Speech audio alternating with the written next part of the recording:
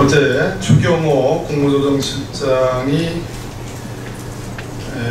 예산만 할지 법적인 절차를 잘 모르시는 듯 잘못된 발언을 하셨기 때문에 그래서 입장을 말씀드리겠습니다. 추경호 국무조정실장의 세월호 사고 수습 비용 국민 부담 발언에 아연실색합니다.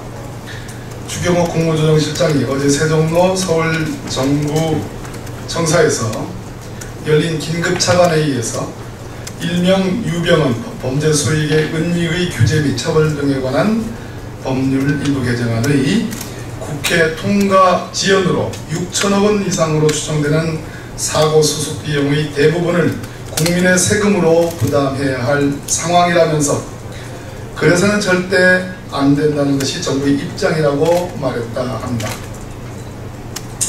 국회 계류 중인 일명 유병헌법의 주요 골자는 몰수 추징의 인적, 물적 범위의 확대로 범죄 수익인 점을 모르고 상속 증여받은 자녀 및 제3자에 대한 몰수 추징이 가능하도록 하는 것입니다. 몰수 추징은 판결이 확정되어야 집행이 가능한데 지금 유병헌 관련된 그 일가의 수사와 재판이 현재 진행 중이므로 어차피 당장 발생한 비용에 대해서는 국고에서 먼저 집행되고 나중에 보전받는 과정을 거치는 것이 처음부터 예정된 상황이었습니다.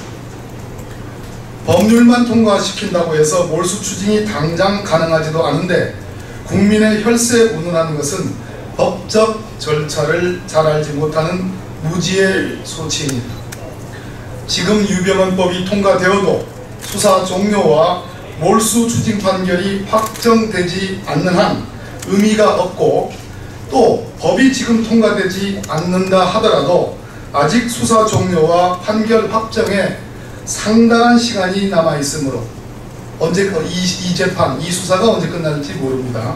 상당한 시간이 남아 있으므로 그 전에 유병헌법을 통과시키면 유병헌의 재산 그리고 그 자녀 제3자에 대한 차명 은닉재산에 대한 몰수 추징에는 아무런 문제가 없습니다. 또한 유씨 일가의 차명재산의 추적과 은닉에 대한 수사, 재산 압류 등의 문제는 유병헌법과 관계없이 진행 중에 있습니다. 이미 유씨 일가 재산 환수를 위해 법무부, 검찰, 국세청은 가압류 등 보전처분 절차를 밟아왔습니다. 검찰은 5차례에 걸쳐 기소전 추징 보전 명령을 단행해서 862억 원을 동결 조치했고 법무부와 서울고검이 국가의 구상권 행사를 위해 648억 원을 가압류했으며 국세청이 1,538억 원을 압류했습니다. 여전히 검찰은 유씨 일가의 차명재산을 계속 추적 중에 있습니다. 사정이 이러할진데 기획재정부 차관을 역임한 국무조정실장이 마치 지금 당장 유병헌법이 통과되지 아니하면 그 부담이 모두 국민에게 돌아갈 것처럼 발언한 것은 무책임한 선동이고 혹세무민입니다. 새누리당 김성태 의원에 대한 논평을 드리겠습니다. 편집권 침해라는 김성태 의원에 대한 기자의 항변은 이유 있어 보입니다. 새누리당 김성태 의원이 자신이 대표 발의한 법안에 대한 비판 기사를 국회의원의 지위를 이용해 전화 한 통화로 킬시켰다는 의혹을 받고 있습니다.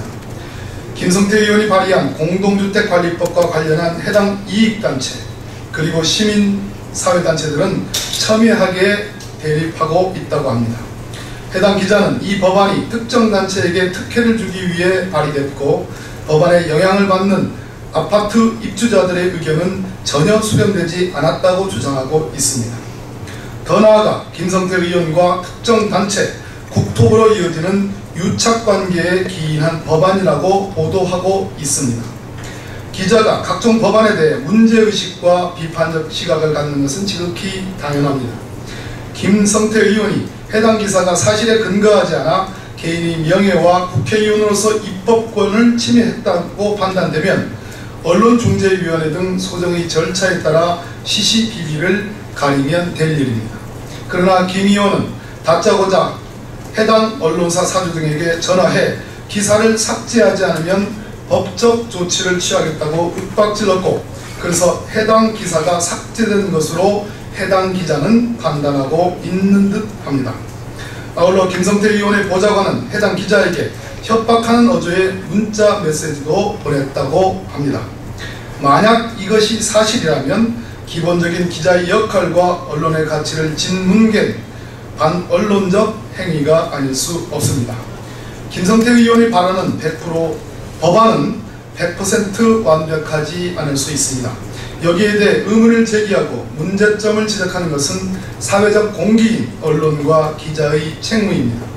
법안이 발의돼 실제 사회적 실효성을 갖기까지 언론의 검증도 통과해야 할 과정입니다. 김성태 의원은 사회적 함의를 무시하고 국회의원의 지위를 이용해 해당 언론사의 편집권을 침해했다는 비판을 받기에 충분한 행위를 한 것은 아닌지 스스로에게 자문해보고 사실을 명명백백하게 밝혀야 합니다. 세월호 유가족 및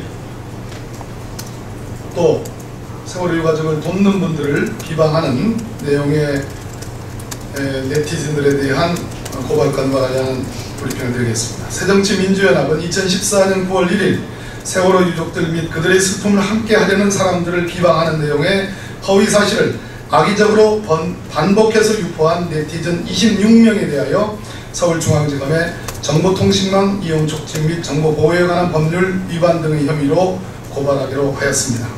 이는 사랑하는 자식과 부모의 형제를 잃고 깊은 슬픔에 빠져있는 유가족들에게 인간으로서 지켜야 할 최소한의 도리마저 외면한 반인륜적 행위일 뿐만 아니라 공론을 분열시키고 국민들 사이에 이념 대립을 조장하는 악랄한 범죄 행위입니다.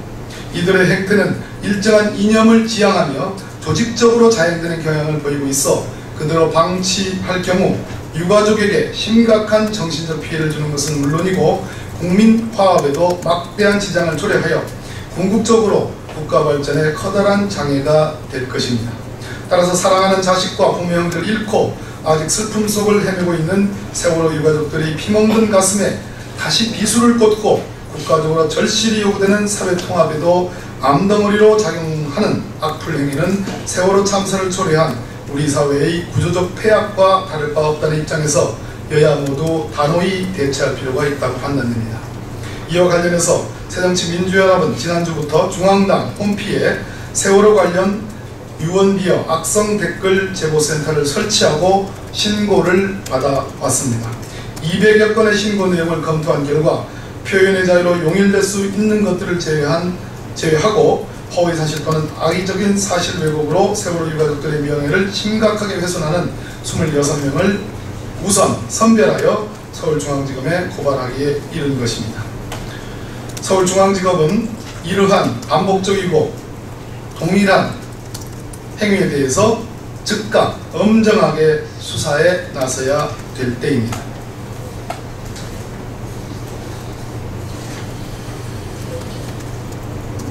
네, 저희들이 어제 새정치민주연합 김영록 수석 부대표와 김현미 전략홍보본부장이 기자간담회를 통해서 세월호 특별법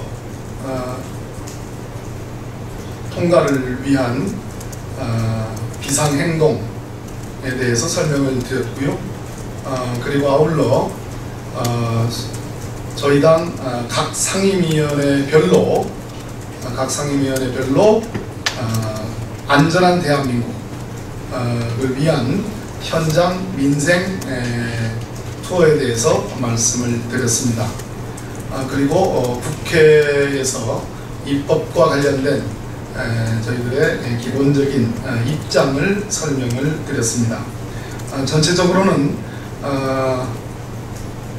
저희들이 그동안 해왔던 비상행동의 그 기조에서 변함이 없고 원내외 병행 비상행동의 일환으로 이해해 주시면 좋겠습니다. 새정치민주연합 각 상임위원회별 오늘부터 시행이 되는데요. 상임위원회별 안전한 대한민국을 위한 현장 민생 투어의 구체적인 일정과 방향 그리고 내용들에 대해서는 내일 10시 반에 백재현 수석 부의장, 정책위 수석 부의장이 기자간담회 여러분들과 간담회를 통해서 밝힐 예정입니다. 이상입니다.